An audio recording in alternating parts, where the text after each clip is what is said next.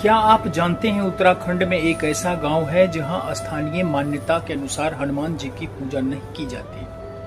आखिर क्यों हनुमान जी की पूजा नहीं की जाती? चमोली जिले की नीति घाटी में स्थित द्रोणागिरी गांव रामायण से जुड़ी एक बेहद रोचक लोक मान्यता के लिए प्रसिद्ध है। मान्यता है कि जब लक्ष्मण जी युद्ध में मूर्छित हुए तब हनुमान जी संजीवनी बूटी की तलाश में हिमालय पहुंचे।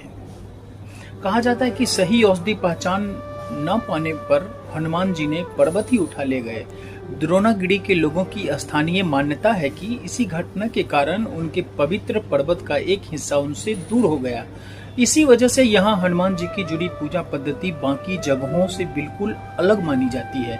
यही वजह है कि द्रोणागिरी गांव आज भी अपनी अनोखी परंपरा और संजीवनी बूटी की कहानी के लिए समूचे देश में चर्चा में रहता है। लेकिन सवाल ये है कि क्या द्रोणागिरी ही वास्तव में संजीवनी पर्वत था?